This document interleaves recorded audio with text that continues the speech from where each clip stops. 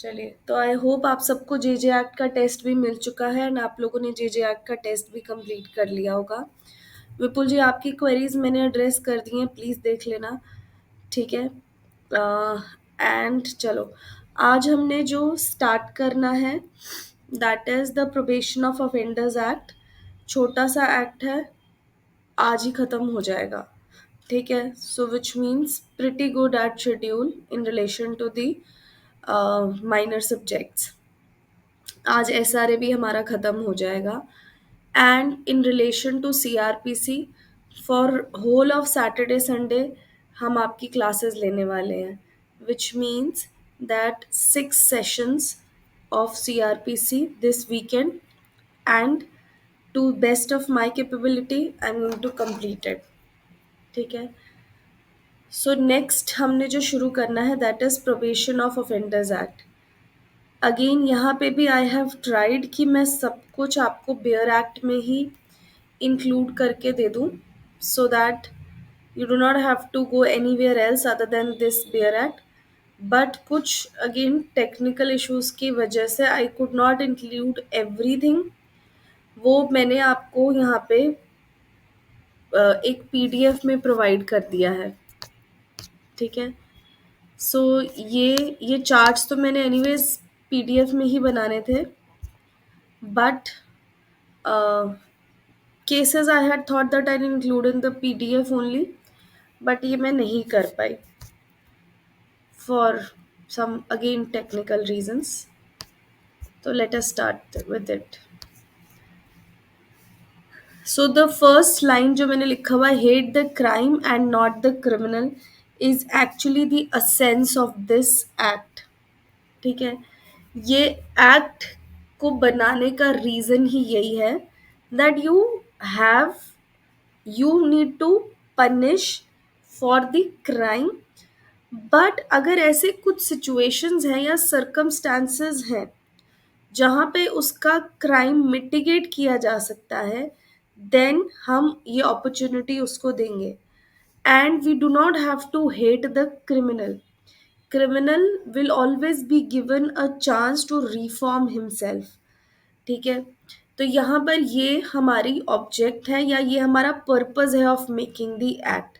1958 का एक्ट है। ठीक है। सो यहाँ पे मैंने आपको कहा मिटिगेटिंग सर्कमस्टांसेस।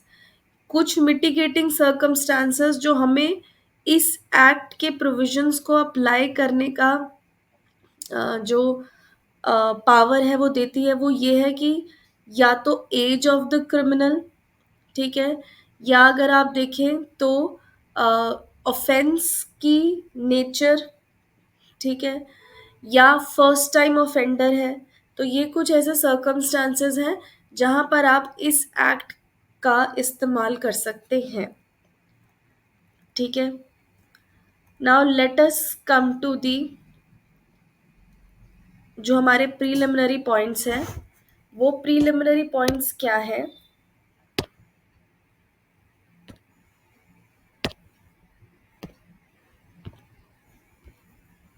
पहला है द एक्ट का नाम।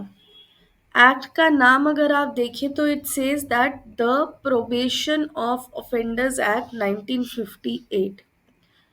probation has been taken from a latin term जो कि probatio है, which literal meaning is to test or prove, and हमने ये अपना CRPC में भी पढ़ा है, which means that we are releasing the person, but that release is not unconditional and there are certain conditions which have been imposed on him. ठीक है। And then उन्होंने कहा ऑफेंडर। ऑफेंडर और accused is not the same thing. हम इसको general पैरेलेंस में बहुत interchangeably use कर लेते हैं, but the word accused means कि इसके ऊपर अभी सिर्फ एलिगेशन लगी है।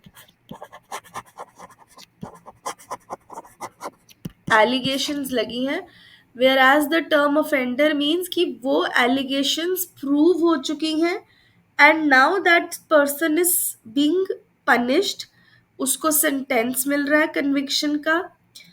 और जो हमारी, अगर आपको सीआरपीसी के प्रोसीजर्स याद हो ना, तो वहां पर एक लास्ट स्टेज होती है, hearing on quantum of sentence. वहां पर उन्होंने कहा ये हम प्रोबेशन का बेनिफिट दे सकते हैं। So it is on the stage of hearing on quantum of sentence, आप ये प्रोबेशन का बेनिफिट दे सकते हैं एक्यूज्ड को। हम सेक्शन 4 में देखेंगे कहाँ कहाँ पे हम ये बेनिफिट दे सकते हैं। ठीक है।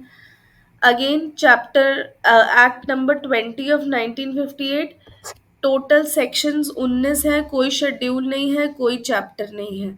तो हमें सिर्फ इतना ही याद रखना है that there are total 19 sections जो हमारे को दे रखे हैं।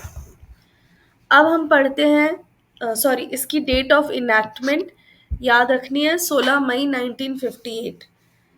फिर डेट ऑफ इन्फोर्समेंट क्या है, उन्होंने कहा it shall come into force in state on such date as the state government may by notification in the official gazette appoint, and different dates may be appointed for different parts of the state. So Rajasthan के लिए हमें ये date याद रखनी है। ठीक है। तो आप जनरली डेट ऑफ इनैक्टमेंट याद रखेंगे, but for Rajasthan it was enacted on 1 October 1968। Then is इसकी application, it extends to whole of India. Application हो गई, शॉर्ट टाइटल हो गया, कमेंसमेंट हो गई। अब ये एप्लीकेशन जो है ना, सर्टन एरियाज में से एक्सक्लूड की गई है। सर्टन एरियाज में से एक्सक्लूड करने का मतलब कि यहाँ यहाँ पर ये एक्ट एप्लीकेबल नहीं है। हम एक बारी वो देखते हैं, बस ये एक ब्रीफ में देखना है, ये देखते हैं and then we will come to the preamble, या जिसको हम शॉर्ट टाइटल भी, लॉन्ग टाइटल भी कहते हैं। तो यहाँ पे उन्होंने बोला the act is not applicable, जहाँ पर ये सारे प्रोविजंस लग रहे हैं। तो वो प्रोविजंस क्या क्या है? Number 1 is Section 31 of Reformatory Schools. As the name suggests, Reformatory Schools Act reformation के पर्पस के लिए बनी थी, एंड वही सेम पर्पस इस एक्ट का है ना। तो जब वहाँ पर ऑलरेडी वो चीज़ है एप्लीकेबल, तो हमने इस एक्ट को एप्लीकेबल नहीं करवाया। देन इज सेक्शन 5 का 2 of prevention of corruption act. अब अगर आप प्रिवेंशन ऑफ करप्शन एक्ट देखें ना, तो वो वाली जो एक्ट है ना, दैट इज समथिंग जिसमें स्ट्रिक्ट लाइबिलिटी बनती है आपकी। ठीक है। तो वहां पर आप प्रोबेशन का रूल नहीं दोगे, because again it is an act जो कि अगेंस्ट द स्टेट है। तो वहां पर भी हमने प्रोबेशन का अधिकार नहीं दिया। एंड तीसरा उन्होंने कहा जुवेनाइल ऑफेंडर्स और बॉस्टल स्कूल्स। तो यहाँ पर उन्होंने बोला और फॉर और of any law in force in state relating to this. तो यहाँ पर अब जैसे जुवेनाइल जस्टिस एक्ट है, वहाँ पर हमारे पास ऑलरेडी जेजे बोर्ड है, चाइल्ड वेलफेयर कमिटी है, तो वो वाले प्रोविजंस एप्लीकेबल होंगे एंड वो ज़्यादा लीनियंट है। ठीक है। हालांकि यहाँ पर भी हम देखेंगे सेक्शन 6 में यूथफुल ऑफेंडर्स के लिए सेक्शन अंडर एज 21 उन्होंने प्रोविजंस बनाए हैं, बट इन्होंने ये सारी चीज़ें एक्सक्लूड कर दी हैं। उन्होंने कहा वहाँ पर सफिशिएंट प्रोविजंस बने हुए हैं and that will be applicable. And lastly उन्होंने बोला section 462 of the code not to apply to certain areas. यहाँ पे ये जो कोड का मतलब है, इसको हमने देखना है डेफिनेशन वाले पार्ट से। एंड डेफिनेशन वाला पार्ट कहता है कोड का मतलब क्या है, 1898 का सीआरपीसी। एंड नाउ अब उसके corresponding sections of CrPC and BNSS क्या है, 360 एंड 401। तो आपने ये याद रखना है। Now let us come to the इसका शॉर्ट टाइटल। शॉर्ट टाइटल क्या कह रहा है इसका, सॉरी लॉन्ग टाइटल, एंड जिसको हम प्रियम्बल बोलते हैं, an act to provide for the release of offenders. तो यहाँ पे हम रिलीज कर रहे हैं किस बेसिस पे, प्रोबेशन के बेसिस पे। ठीक है। एडमोनिशन के बेसिस पे हम देखेंगे प्रोबेशन का मतलब क्या है, हम देखेंगे एडमोनिशन का मतलब क्या है। एंड यही दोनों टर्म्स हमारी सेक्शन 360 में भी दे रखी है, सीआरपीसी में। एंड हमें पता है एडमोनिशन का मतलब होता है वार्निंग देना, वार्निंग, एक स्ट्रिक्ट वार्निंग देना।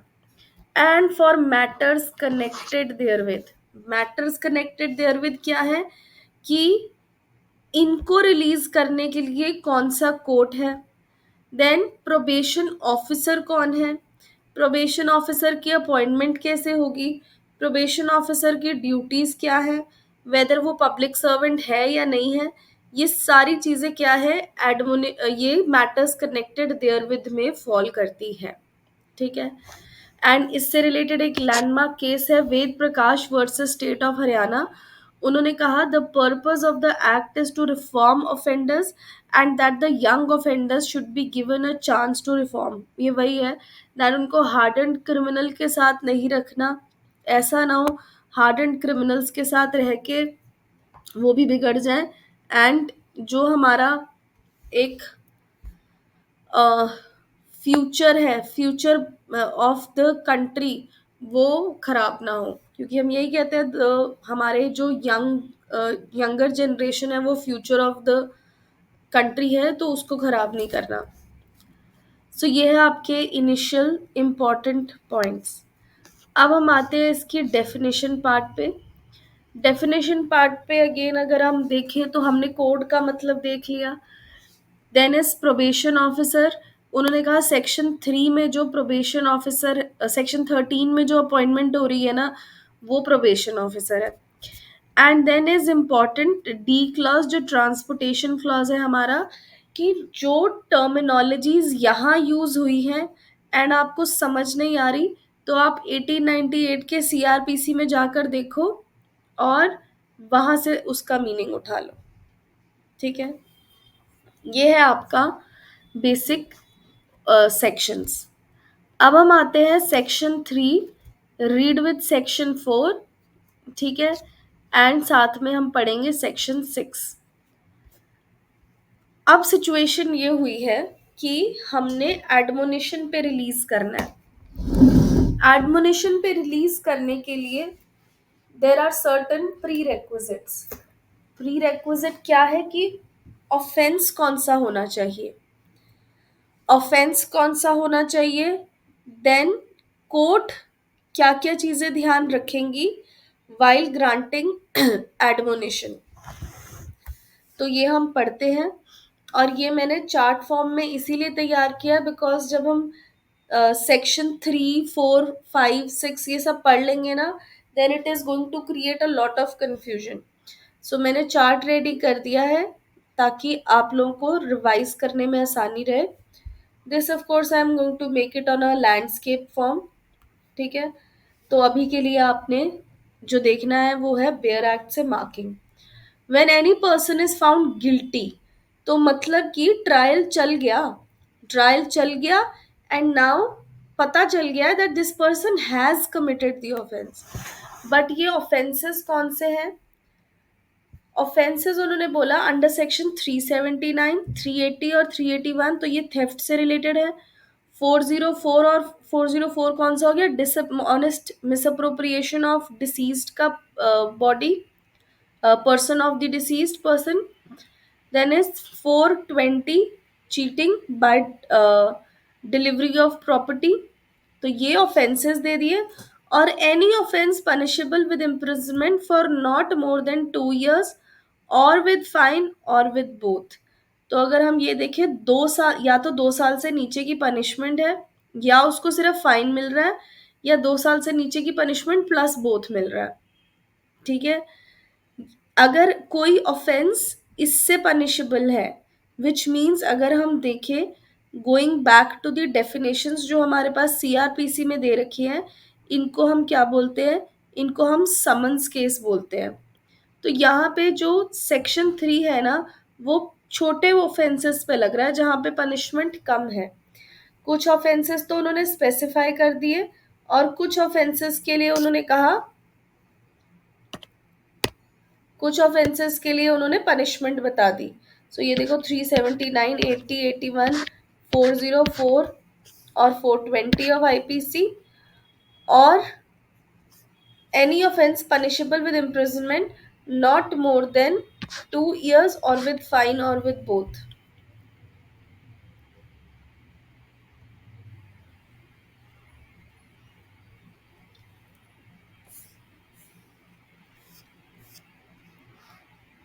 ठीक है, मच बेटर। तो ये इन्होंने टाइप्स ऑफ ऑफेंसेस बता दिए।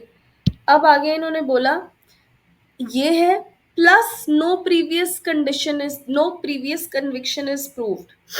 तो यहाँ पे द कंडीशन इज दैट ऐसा नहीं होना चाहिए that he should have been punishable for any other offence पहले। तो that means if he is only a first time offender, तब हम सेक्शन यहाँ पे लिख लेते हैं फर्स्ट टाइम ऑफेंडर, तभी उसके ऊपर सेक्शन 3 की प्रोविजंस एप्लीकेबल होंगी and not otherwise against him, and the court by which the person is found guilty is of the opinion, having regard to the circumstances of the case, including the nature of the case offense, character of the offender, that it is expedient to do so, then notwithstanding anything contained in any other law for the time being in force। तो उन्होंने कहा court को क्या क्या चीजें याद रखनी है, circumstances of the case, nature of the case, character of the offender. Circumstances of the case मतलब कि अ, ऐसी मजबूरी आ गई थी that he had to do it. ठीक है कि एंड प्रोबेबली उन्होंने कहा कि because he had to pay the examination fees, उसने चोरी करी। ठीक है, सो ये क्या है, इन्होंने ये सर्कमस्टांस ऑफ द केस, ये मिटिगेटिंग फैक्टर हो गया। Nature of the offence, nature of the offence क्या हो गया कि 150 रुपये ही चुराए हैं या 200 रुपये ही चुराए हैं। And character of the offender that he is otherwise a very studious person. ठीक है, एंड फर्स्ट टाइम ऑफेंडर है, स्टूडियस पर्सन है, बिकॉज उसको पेपर में अपीयर होना था एंड आरजीएस का पेपर की फीस भरनी थी, तो उसने ये पैसे चुरा लिए। ठीक है, ये क्या है, ये कंसिडरेशन कोर्ट ने ध्यान में रखनी है। Then, notwithstanding anything in any other law for the time being in force, the court may, again ये कोर्ट की डिस्क्रिशनरी पावर है। ठीक है, instead of sentencing him to any punishment or releasing him on probation of good conduct under section 4, release him after due admonition। तो court क्या कर सकता है, कोर्ट उसको एडमोनिशन पे छोड़ सकता है। तो जो मैंने आपको केस बताया that is very apt for admonition कि पढ़ने वाला बच्चा है, ठीक है, प्रोबेबली आरजीएस दे के जज बनने वाला है, बट उसकी एग्जामिनेशन फीस भरने के पैसे नहीं थे, so he stole it from somewhere. ठीक है, यहाँ पे on admonition of good conduct आप उसको रिलीज कर देते हो। वेरी वेरी इंपॉर्टेंट, यहाँ पे पनिशमेंट कोई भी नहीं मिल रही है, there is no punishment which has been given by the court. तो हमें ध्यान क्या रखना है, हमें ध्यान रखना है ये सारी चीजें, types of offence, then consideration by the court, court को क्या क्या चीजें ध्यान रखनी है, and the condition so imposed. ठीक है, कंडीशन सो इम्पोज नहीं, कंडीशंस फॉर ग्रांटिंग एडमोनिशन। तो ये है section number 3, very very important.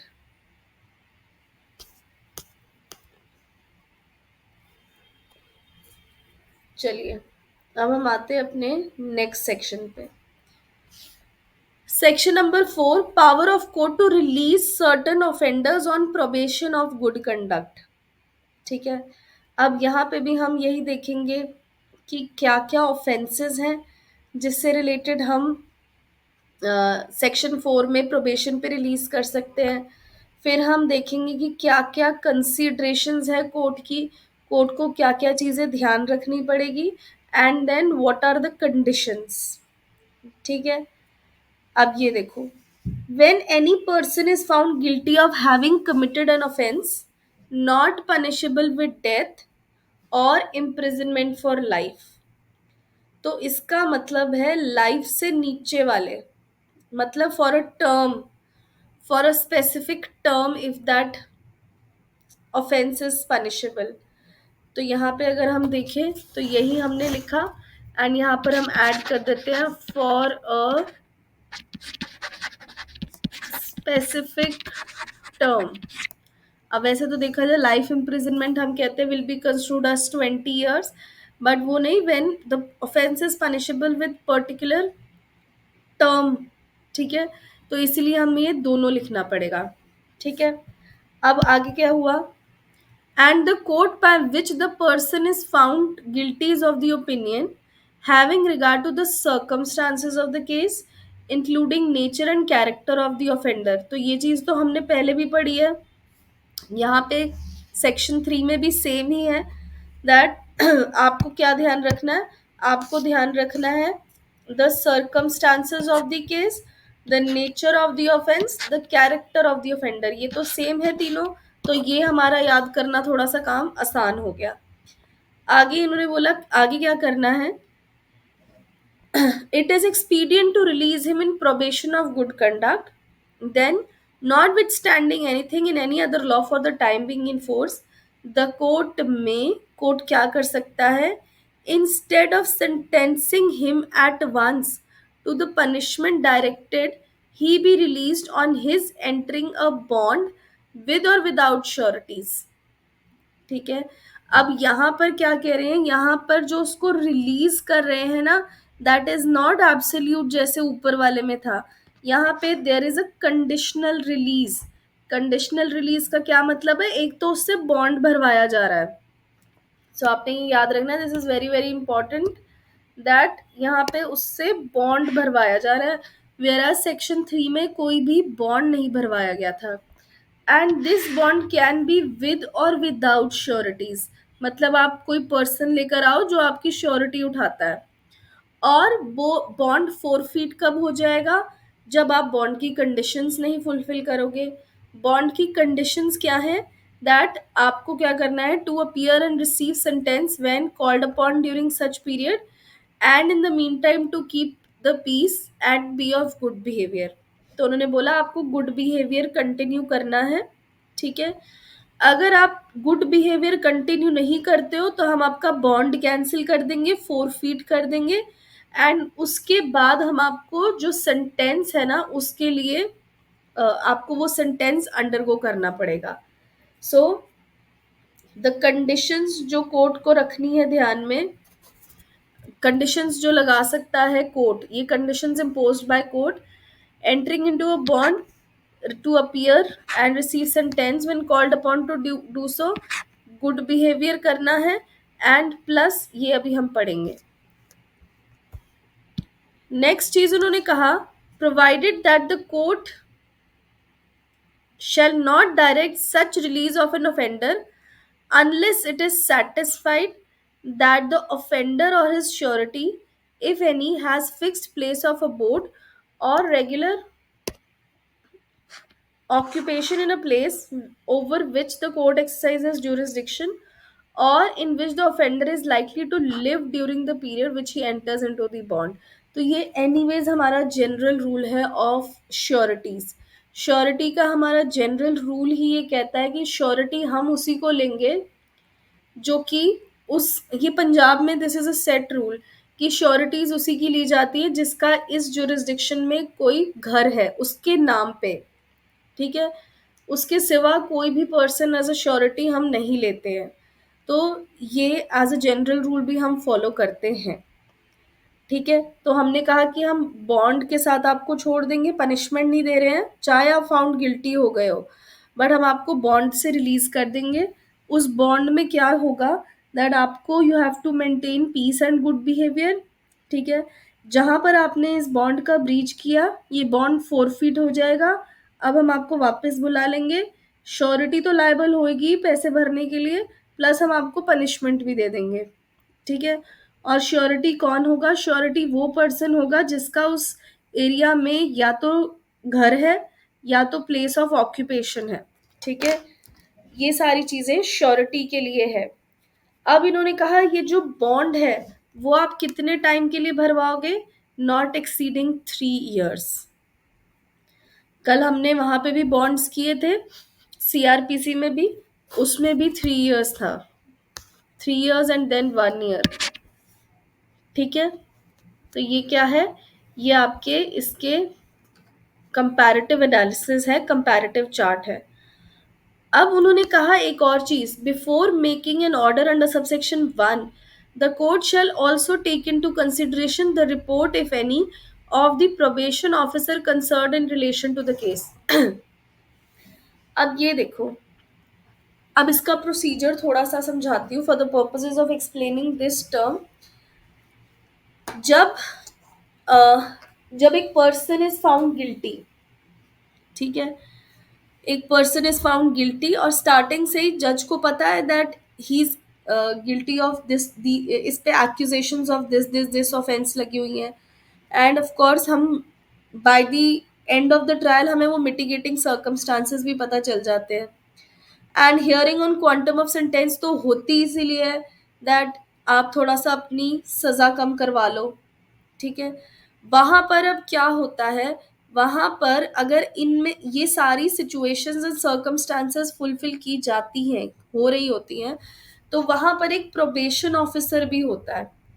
Probation officer की रिपोर्ट में क्या लिखा होता है, प्रोबेशन ऑफिसर की रिपोर्ट जो है वो आपको ऐसे सर्कमस्टांसेस आपके ध्यान में लेकर आती है।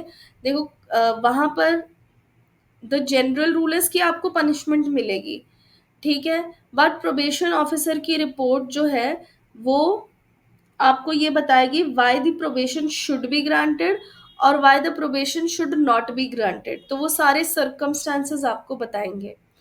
तो कोर्ट ने कहा, सेक्शन 4 कहता है प्रोबेशन देने से पहले आप प्रोबेशन ऑफिसर की रिपोर्ट भी कंसिडर करोगे, सो दैट आपको पता चले कि कैसे सर्कमस्टांसेस है and whether it should be granted और it should not be granted, because अगर हम देखें तो it is a may power, it is not a shall power, it is a may power.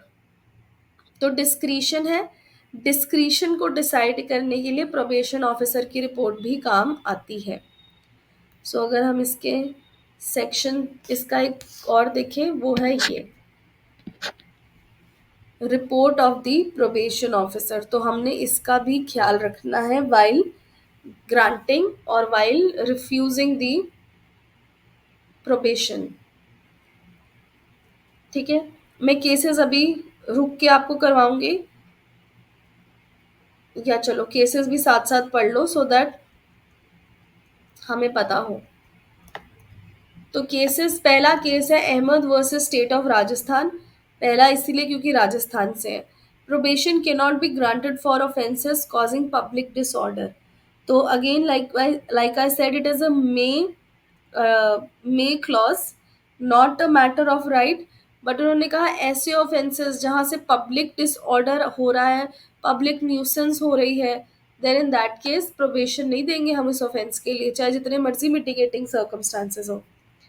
State of Maharashtra versus Natwarlal Damodar Soni. The benefit of probation may not be extended in cases involving moral turpitude or breach of trust. तो ये क्या है, ये character of offence ऐसा है, ठीक है। Although it is following in the category जो इन्होंने कहा कि लाइफ से नीचे वाले इम्प्रिजनमेंट वाले हो, but the character of the offence is that कि इट इज नॉट रिकमेंडेड कि आप ऐसे केसेस में प्रोबेशन पे छोड़ दो, मतलब ऑफेंडर को बिना पनिशमेंट के छोड़ दो। Jugal Kishore Prasad versus state of Bihar. While the discretion lies with the court, it should be exercised judiciously and in the interest of justice. तो ये सारे केसेस ना आपके प्री में तो मतलब क्या ही काम आएंगे, but they are going to be very important for your mains purposes also, ठीक है। नेक्स्ट है प्रोबेशन के बाद प्रोबेशन का सबसेक्शन 3। अब कहानी ऐसी चल रही है that there was an offender, ठीक है, जिसको, जो एक ऐसे ऑफेंस से, सपोज करो 10 साल वाले ऑफेंसेस से पनिशेबल था, बट उसको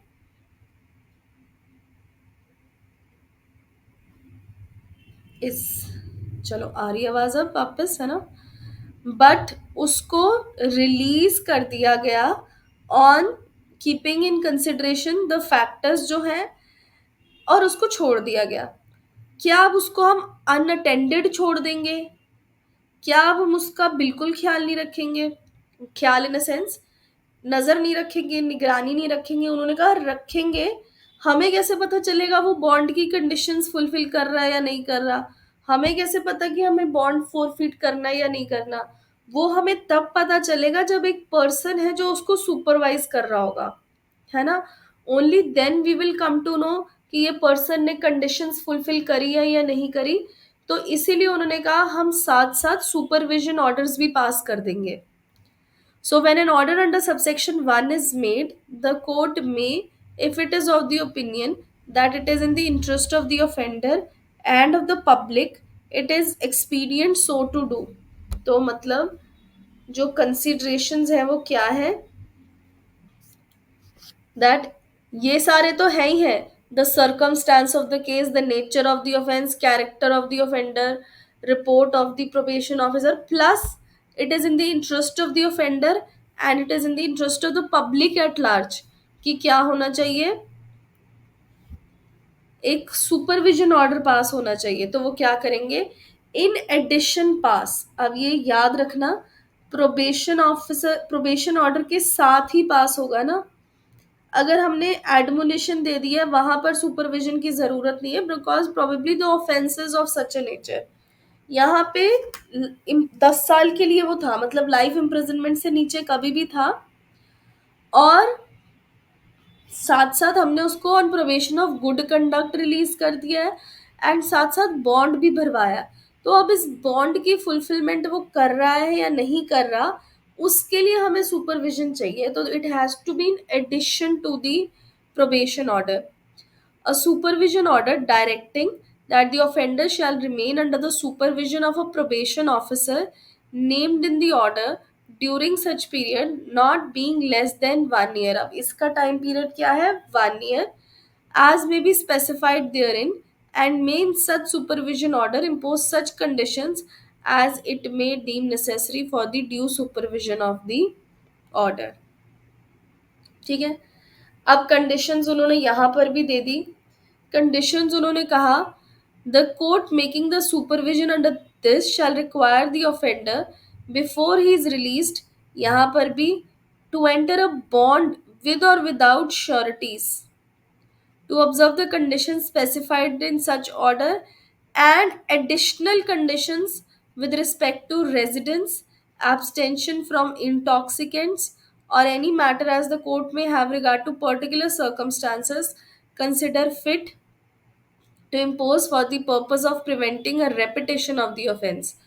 तो उन्होंने बोला कि जो ऊपर वाली कंडीशंस है, हमने प्रोबेशन वाली कंडीशंस लगाई हैं, वो तो है ही है कि आपको बॉन्ड को फुलफिल करना है, appear and receive the sentence अगर आप बॉन्ड को ब्रेक कर देते हो, गुड बिहेवियर एंड पीस रखोगे, ठीक है।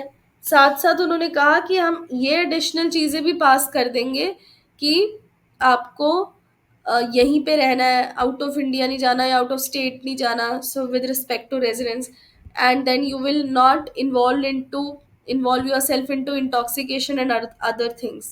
तो ये सारी चीजें आप क्या कर सकते हो, conditions। So bond to observe specified in such condition, and abstention residence, abstention from intoxicant and other matters जो कोर्ट को लगे कि relevant है, तो कोर्ट ये सारी conditions impose कर सकता है। ये क्या है, ये सुपरविजन ऑर्डर में। सुपरविजन ऑर्डर में हमेशा याद रखना है, probation order plus supervision order है। तो प्रोबेशन ऑर्डर की कंडीशंस तो है ही है, सुपरविजन ऑर्डर्स की कंडीशंस एडिशनल हो जाएगी। Next, the court making a supervision order under subsection 3 shall explain to the offender the terms and conditions of the order, and shall forthwith furnish one copy of supervision order to each of the offenders, the sureties if any, and the probation officer concerned। यहाँ पे अब उन्होंने क्या बोला है, ये ज़रूरी है, अब ये मैंने हाईलाइट किया, it is a shall provision, it is a shall provision that the offender has to be explained कि किन टर्म्स एंड कंडीशन पे उसको रिलीज किया जा रहा है, सो दैट ही, ज़रूरी नहीं है ना वो पढ़ा लिखा बंदा होगा जिसको वो ऑर्डर समझ आ रहा है, उन्होंने कहा ये समझाने का काम जो है कोर्ट का है, और कोर्ट उसको बताएगा कि हम आप पे सुपरविजन ऑर्डर भी पास कर रहे हैं एंड ये टर्म्स एंड कंडीशंस है। अगर आपने इन टर्म्स एंड कंडीशंस के साथ कंप्लाई विद नहीं किया, हम आपको पनिशमेंट के लिए फिर से वापस बुला लेंगे। ठीक है, समझ आई ये चीज?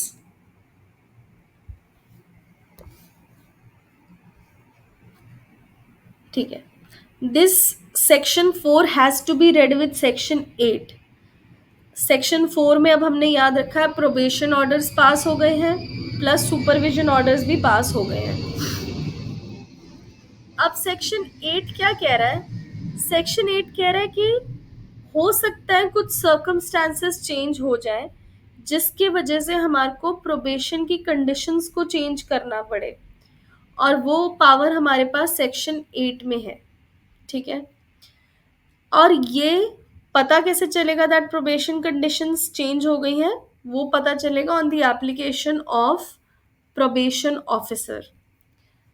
If on the application of the probation officer, any court which passes an order under subsection 4 in respect of an offender is of the opinion that in the interest of the offender and public, it is expedient or necessary to vary the conditions of any bond entered into by the offender. It may, at any time during the period when the bond is effective, vary the bond by extending or diminishing the uh, duration thereof. However, that it shall not exceed 3 years from the date of the original order, or by altering the conditions thereof, or by inserting additional conditions.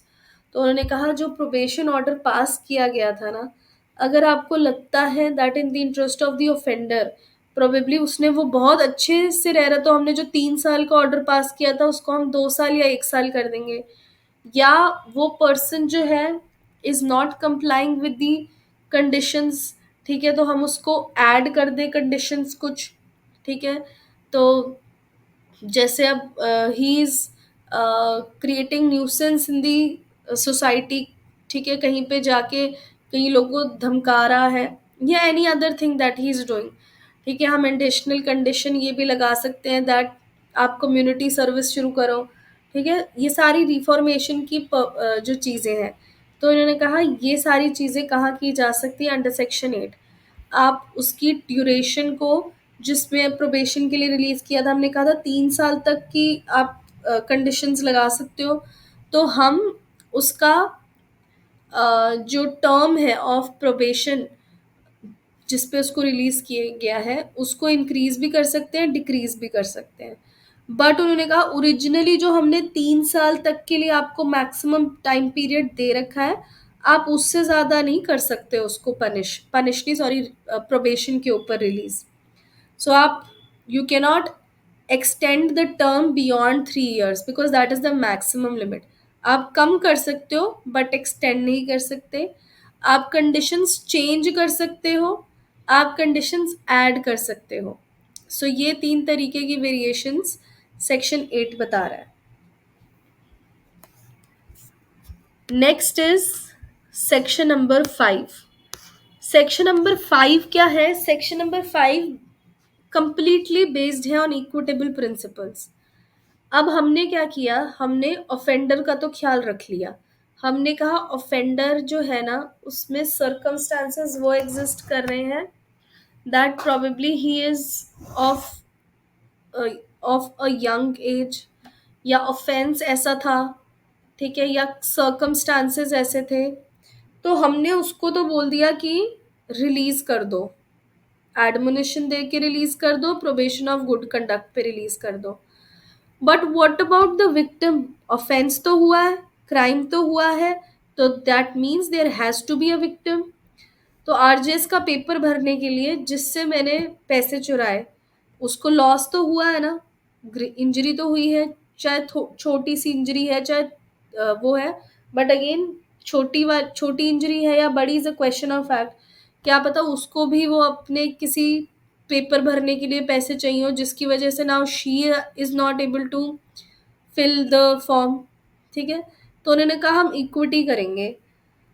हम क्या करेंगे, इसको हमने release तो कर दिया, but at the same time हम बोलेंगे कि कॉम्पनसेशन भी पे करो, प्लस जो उसका लिटिगेशन का खर्चा आया वो भी दो उसको। ठीक है। Such compensation as the court thinks reasonable for loss और injury caused to any person by the commission of the offence and, और नहीं है, कॉम्पनसेशन एंड खर्चा, such cost of the proceedings as the court thinks reasonable। तो ये आपने याद रखना है।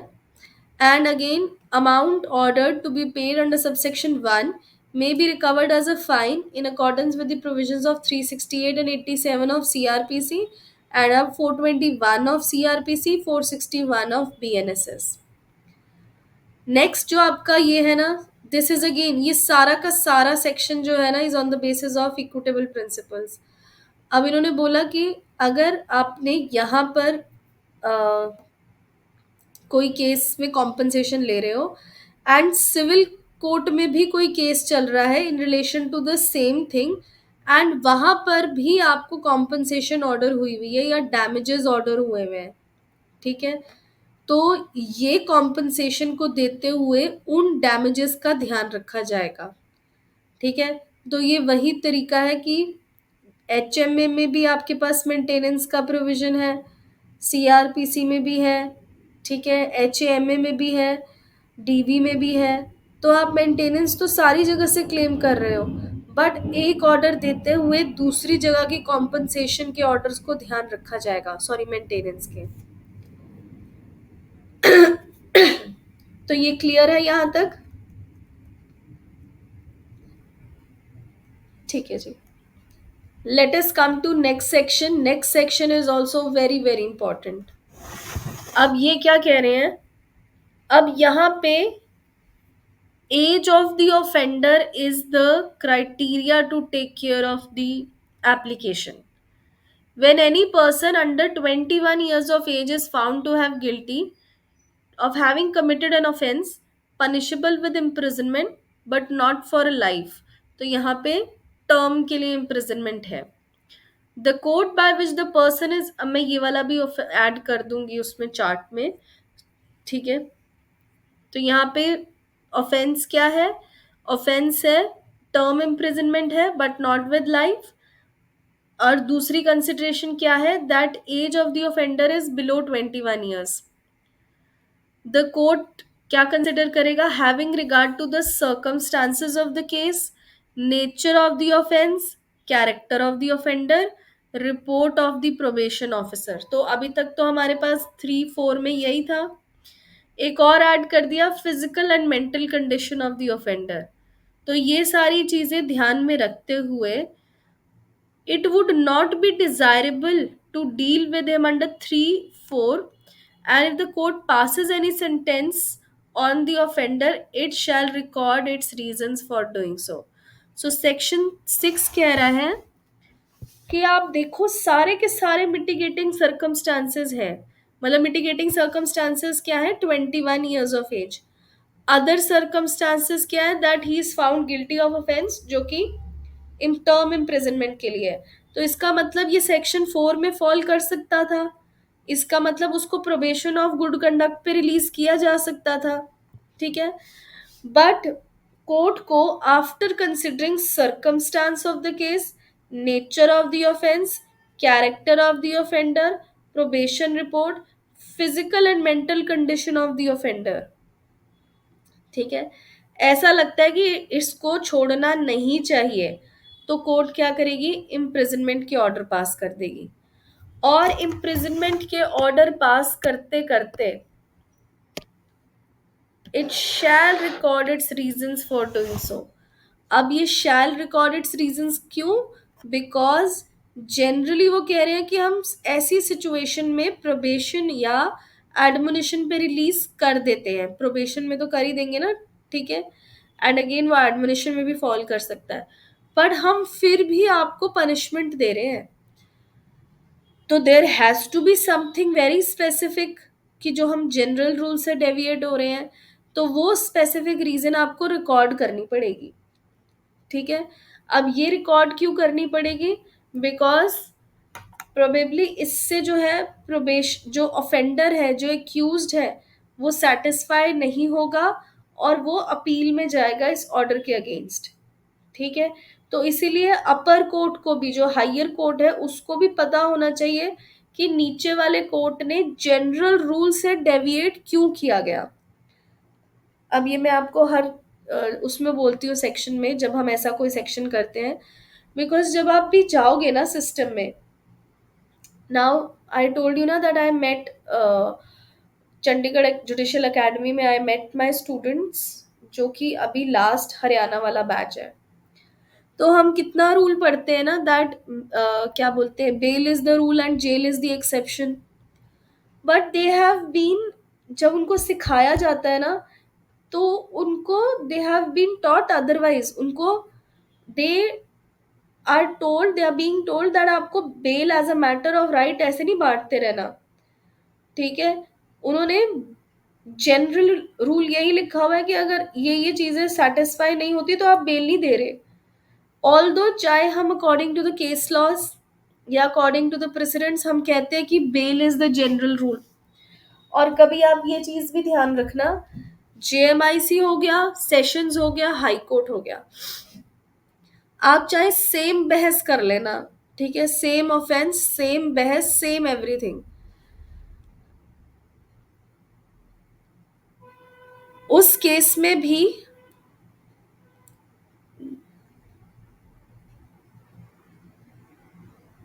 जस्ट उस केस में भी उन्होंने कहा कि हम जो है ना,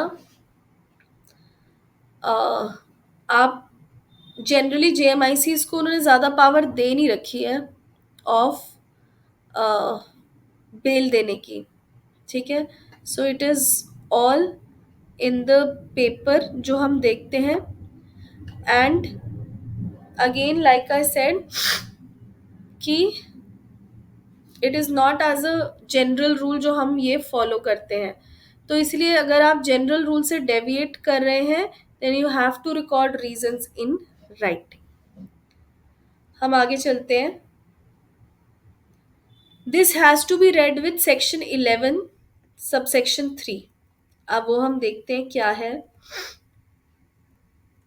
11(3) कह रहा है that in case where a person under 21 years of age is found having been guilty of committing an offense, and the court by which he is found guilty declines to deal with him under section 3 or section 4 and passes against him any sentence of imprisonment with or without fine from which no appeal lies or is preferred, then notwithstanding anything contained in the code or any other law, the court to which appeal ordinarily lie from the sentences of the former court may, either of its own motion or an application made to it by the convicted person or the probation officer, call for and examine the record of the case and pass such an order thereon as it thinks fit।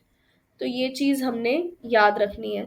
उन्होंने कहा no appeal lies या no appeal preferred, चाहे appeal लाई गई है but आपने prefer नहीं किया, even then the court of its own motion, application made to it by convicted person or application made to it by probation officer, वो क्या कर सकते हैं, एग्जामिन कर सकते हैं records and can pass any other order जो उनको लगता है कि इज जस्टिफाइड या शुड बी पास्ड। ठीक है, तो ये आपने इसके साथ याद रखना है। यहाँ पे मैंने लिख दिया that has to be read with section 6। Section 6 में हमने लिख दिया that it has to be read with section 11 subsection 3। अब हम करते हैं इसके कुछ important case laws.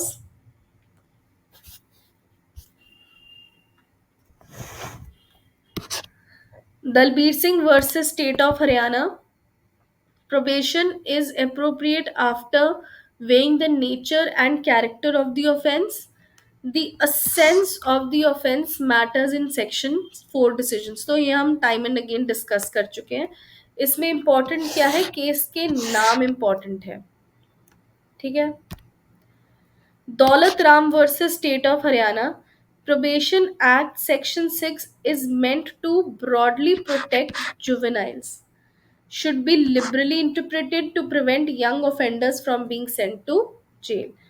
And very, very important, Chelamal and another versus state represented by Inspector of Police 2025 Supreme Court. आप you cannot skip this case. ठीक है, इसमें क्या कहा, the supreme court reiterated mandatory nature of 4 and 6, that court must form opinion that the probation is expedient, clarified that once conditions are met, courts cannot deny probation purely out of preference. तो उन्होंने कहा section 4 and 6 में ना the terminology used is may, but इन्होंने कहा that may has to be read as must, वो mandatory है in nature. And once the conditions जो सेक्शन 4 या 6 में लिखी गई हैं, once they are fulfilled, now आपको ये चीज करनी पड़ेगी, you will have to release them on probation. ठीक है, और अगर आप नहीं कर रहे हो, record your reasons in writing. तो ये आपने ध्यान रखना है। क्लियर है ये? मैं ये पीडीएफ आपको फॉरवर्ड करूंगी, but right now is it clear? ये इंपॉर्टेंट है, आपने ये केस स्किप नहीं करना है।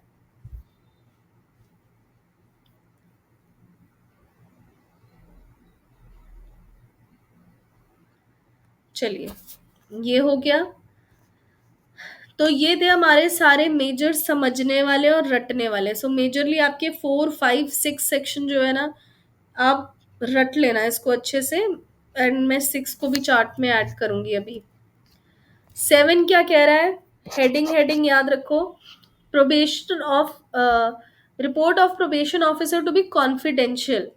The report of probation officer refer to in subsection 2 और 4, मतलब दो जगह पे है, सेक्शन 4 एंड सेक्शन 6 में, to be treated as confidential, मतलब it is not a public document कि कोई भी आके देख जाए। Provided that the court may, if it thinks fit, communicate the substance thereof to the offender and may give him an opportunity of producing such evidence as may be relevant to the matter stated in the report.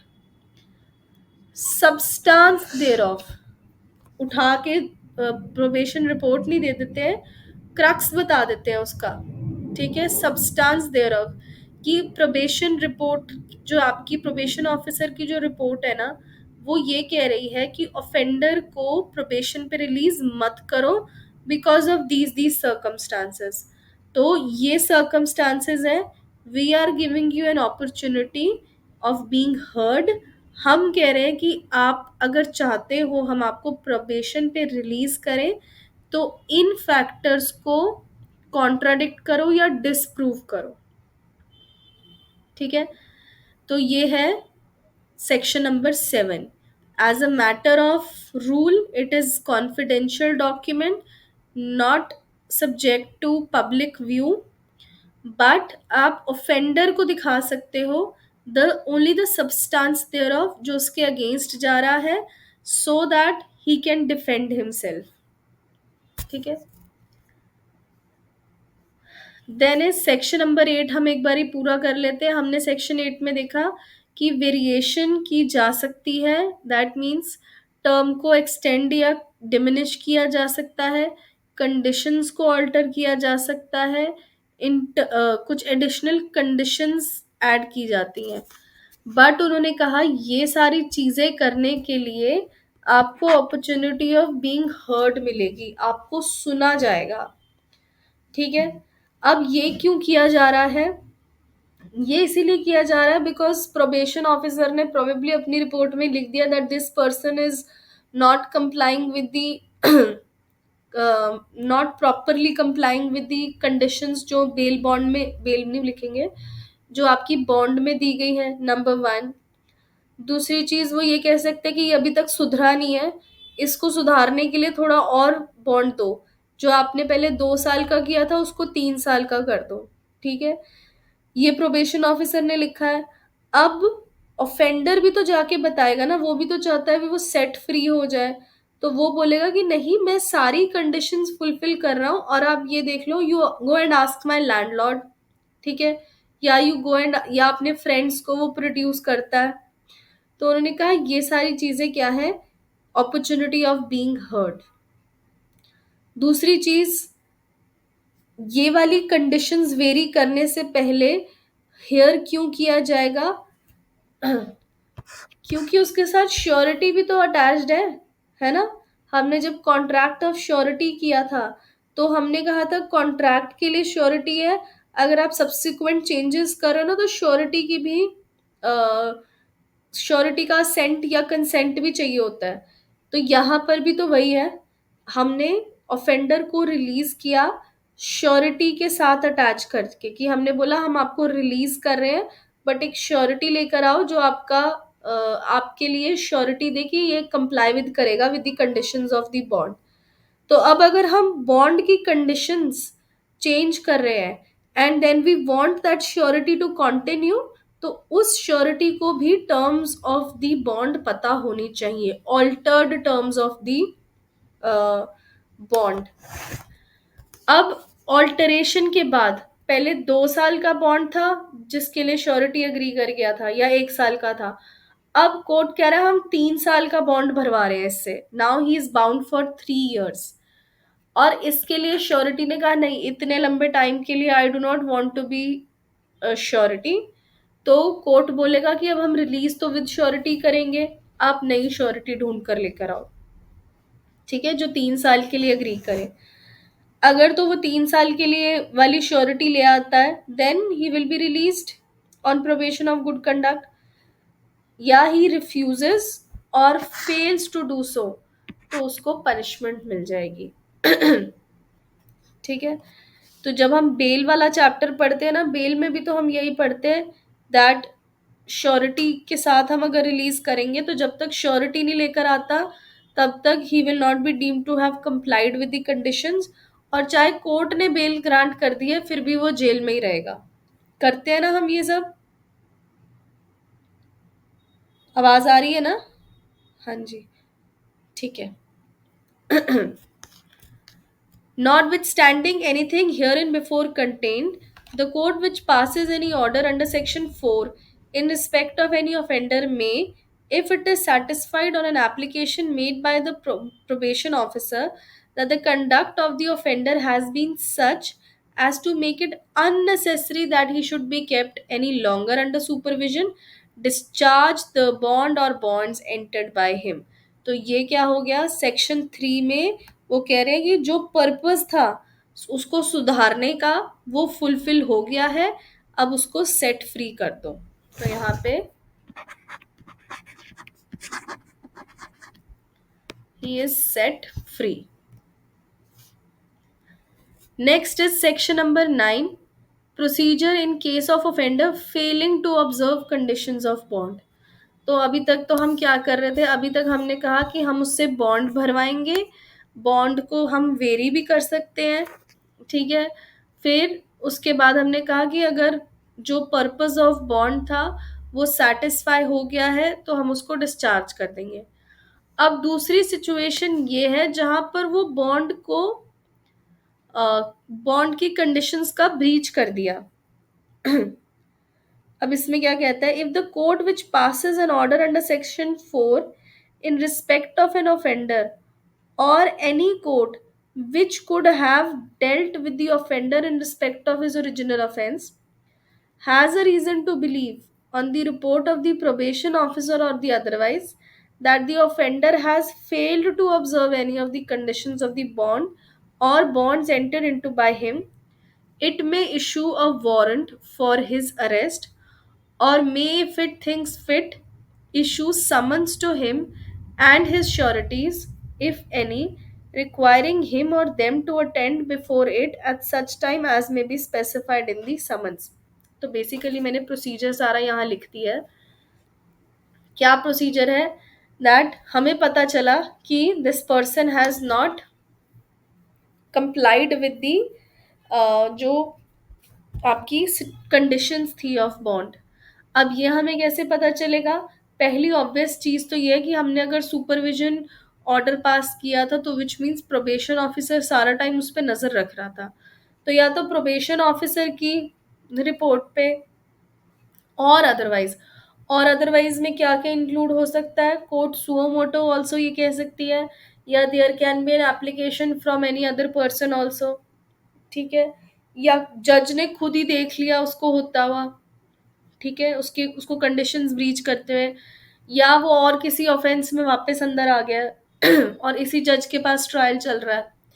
तो ये सारी क्या है, ये सारी otherwise में cover होने वाली सिचुएशन है। अब जब कोर्ट को पता चल गया है तो पहली चीज वो क्या करेगा, पहली चीज वो यही करेगा कि इसके जो बॉन्ड है वो इसने ब्रीच कर the conditions, let us cancel it. अब पर वो कैंसिल जो है ना एट फर्स्ट इंस्टांस नहीं करेगा, बिकॉज ऑडी आल्ट्रम पार्टम हमने दूसरी साइड ऑफ द स्टोरी भी सुननी है, जिसके लिए वो एक्यूज्ड को बुलाएगा, ऑफेंडर को बुलाएगा। वो बुलाने के लिए उसके पास दो तरीके हैं, या वो वारंट इशू कर देगा वो, या समन इशू कर देगा, ठीक है। फिर जब वो पर्सन आ गया है अब हमें इसे हियर करना है। अब साथ के साथ तो नहीं हियर होता ना, उसके लिए हमने डेट फिक्स करी है। तो जब तक उसकी हियरिंग होती है तब तक हम उसको कस्टडी में रखेंगे, और अगर हमें लगता है that circumstances are such that इसको बेल पे रिलीज किया जा सकता है, आ जाएगा, if that appears from the character and antecedents of the offender कि ये आ जाएगा, तब हम उसको बेल पे भी रिलीज कर देंगे। फिर होएगी हियरिंग, जिसमें हम कहेंगे कि ये देखो जी, प्रोबेशन ऑफिसर की रिपोर्ट आई है जिसमें कह रहे हैं कि आपने ब्रीच ऑफ द कंडीशन किया है, आप बताओ आपने किया है, या आप प्रूव करो कि आपने नहीं किया है, ठीक है। इसके बाद कोर्ट डिसाइड करेगा कि वेदर ब्रीच ऑफ कंडीशन हुआ है या नहीं हुआ, ठीक है। अगर ब्रीच ऑफ कंडीशन नहीं हुआ है देन तो it is going to continue as such. अगर ब्रीच ऑफ कंडीशन हुआ है तो वो क्या करेंगे, उनको बोलेंगे अब आपका बॉन्ड खत्म, चलो जेल में, ठीक है। सेकेंड चीज वो क्या कर सकते हैं, उनको अगर again from the character antecedents of the offender लगता है कि ये ब्रीच इसने पहली बारी किया था, ठीक है, तो इसको इस बारी माफ कर देते हैं, बॉन्ड कैंसिल नहीं करते हैं, बट पेनल्टी लगा देते हैं ₹50 की, ठीक है। तो ये है प्रोसीजर। देन अगर वो पेनल्टी भी नहीं पे करता, देन इन दैट केस हम क्या करेंगे, उसको ओरिजिनल ऑफेंस के लिए फिर से पनिशमेंट में डाल देंगे। तो पहली चीज तो, जब सिचुएशन ऐसी आई कि हमें पता लगा है by the probation officer report और अदरवाइज दैट दिस पर्सन जिसको हमने बॉन्ड्स पे रिलीज किया था has not observe the conditions of the bond, या ब्रीच ऑफ बॉन्ड कर दिया है, हम उसको बुलाएंगे ताकि हम उससे पूछ सके कि उसने ब्रीच किया है या नहीं किया। अब वो बुलाने के लिए या तो हम वारंट इशू करेंगे या हम समन्स इशू करेंगे, ठीक है। जब वो आ गया, पर्पस ऑफ हियरिंग के लिए हम उसको अपने पास रखेंगे कस्टडी में, बट अगर हमें लगता है कि हम इसको जब जब बुलाएंगे ये तब तक आ जाएगा और जेल में भीड़ नहीं करनी है, तो हम उसको बेल पे भी रिलीज कर देंगे। फिर आएगी डेट ऑफ हियरिंग, जहां पर जो ऑफेंडर है वो अपने आप को डिफेंड करेगा that I have not committed any breach. उसके बाद कोर्ट डिसाइड करेगी, अगर तो ब्रीच नहीं हुआ है, सेटिस्फाइड है कोर्ट, तो वो वैसे ही कंटिन्यू रहेगा प्रोबेशन ऑफ गुड कंडक्ट पे। बट अगर इसको लगता है that there has been a breach, तो कोर्ट क्या करेगी, या तो ओरिजिनल ऑफेंस के लिए उसको पनिशमेंट दे देगी, या अगर उसको लगता है कि पहली बारी ऑफेंडर ने ब्रीच कमिट किया है और बड़ा माइनर सा है, उसको ₹50 तक का फाइन ऑर्डर करके छोड़ देगी, और उसको एक टाइम पीरियड देगी कि इतने टाइम पीरियड में भर दो। बट अगर उसने नहीं भरा, देन वापस उसको ओरिजिनल ऑफेंस के लिए पनिशमेंट मिल जाएगी। क्लियर है ये? ठीक है जी। So provision as to sureties, ये आप सिर्फ सेक्शन नंबर याद रख लो, nothing very important. Courts competent to make order under act, appeal and revision and powers of court in appeal। तो यहाँ पे हमने जब प्रियम्बल पढ़ा था तो हमने कहा था ना मैटर्स इंसिडेंटल देयर विद, तो हमने वहां पर कोर्ट्स भी देखे कि कौन से कोर्ट में प्रोसीजर चलेगा, अपील का अधिकार किसका है, रिविजन का अधिकार किसका है, देन प्रोबेशन ऑफिसर्स भी हम आगे देखेंगे। तो यहाँ पे ये क्या कह रहे हैं, not with standing anything contained in code, code कौन सा है, सीआरपीसी पुराने वाला, or any other law for or any other law, any order under this act may be made by any court empowered to try and sentence the offender to imprisonment। तो पहला court क्या है, हम कहते हैं ना कॉग्निजेंस लेने वाला कोर्ट। कॉग्निजेंस लेने का मतलब क्या होता है, उसको सुनने का अधिकार प्लस उसको डिसाइड करने का अधिकार। फिर सेकंड उन्होंने कहा हाई कोर्ट, हाई कोर्ट भी एम्पावर्ड है court. Then is any other court when the case comes before it on appeal or in revision। Any other court, तो वो माना जाएगा that court is empowered। Appellate court के लिए उन्होंने कहा appeal shall lie to the court to which appeal ordinarily lie from the sentences of the former court। So अगर if it is JMIC, ADJ, Sessions, ठीक है, assistant sorry था, then ADJ हो गया, एंड देन हाई कोर्ट। तो उन्होंने कहा जैसे हायरार्की चल रही है वैसे ही हमने इसमें अपीलेट कोर्ट को रखना है। सबसेक्शन 3 हम कर चुके हैं, subsection 4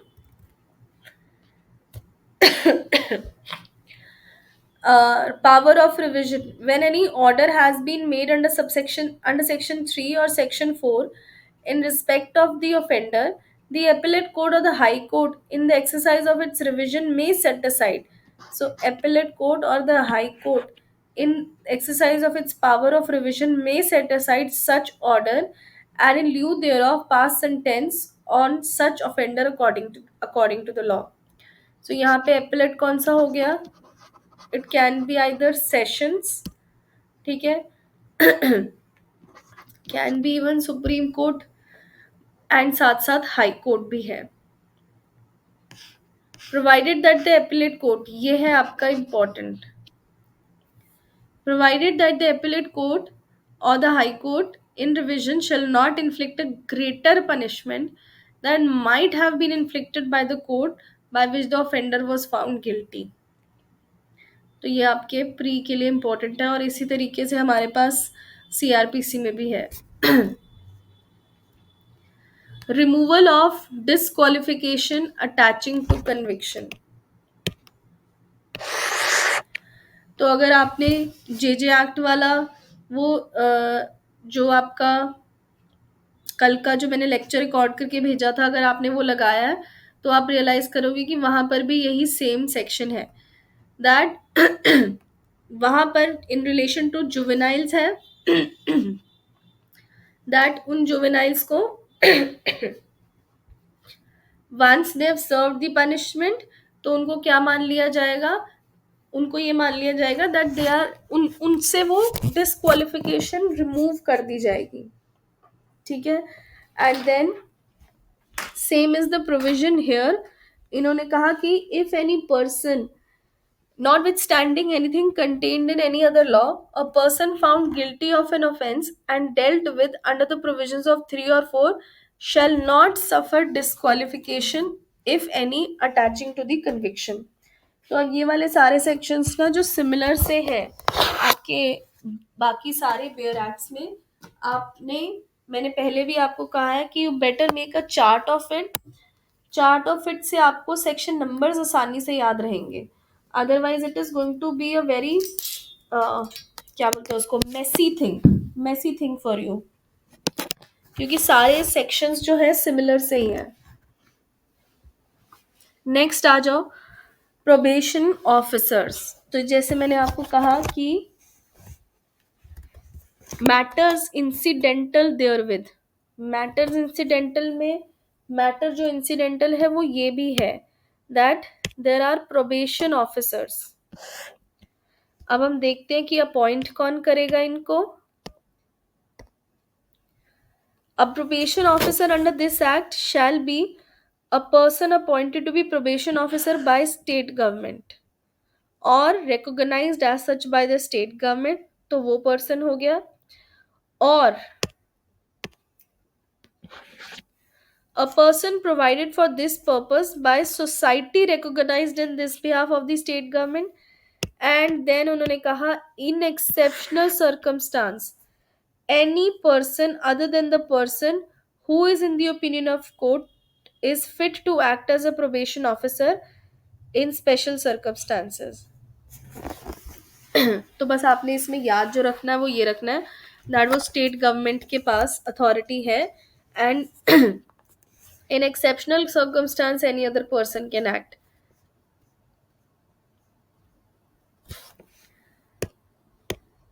A court which passes any order under section 4, तो ये कौन सा 4 हो गया, प्रोबेशन का जो ऑर्डर पास किया है, और district magistrate of the district in which the offender और for the time being resides may at any time appoint any probation officer in place of the person named in the supervision order. तो यहाँ पे change करने का अधिकार है. Change करने का अधिकार किसके पास है?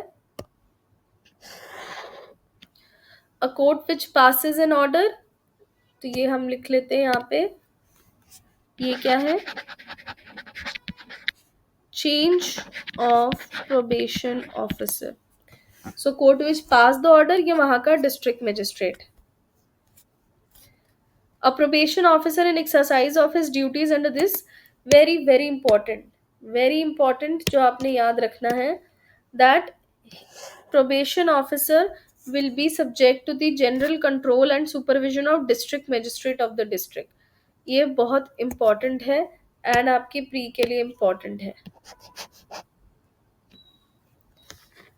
सेक्शन 14 पर से आपको ऐसे याद रखने की ज़रूरत नहीं है, ओनली द सेक्शन नंबर आपको याद रखना है एंड ड्यूटीज़ के लिए आप सिर्फ कीवर्ड्स याद रख सकते हैं.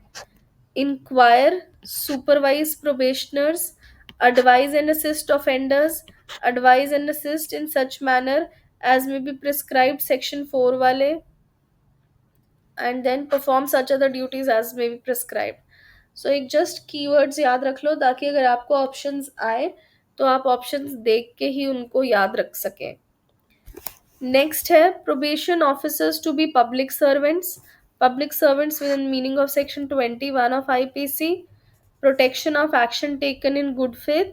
So if there is any uh, probation officer who has acted in good faith, ठीक है, उसके खिलाफ कोई भी प्रोसीडिंग्स इनिशिएट नहीं की जाएंगी. पावर टू मेक रूल्स, वो पावर टू मेक रूल्स है स्टेट गवर्नमेंट के पास. And section 18 and 19 has already been done. ठीक है, तो ये है हमारा प्रोबेशन ऑफ ऑफेंडर्स एक्ट, पूरा एग्जॉस्टिव तरीके से, with case laws, with important information. ठीक है, so what I am going to do is I am going to forward this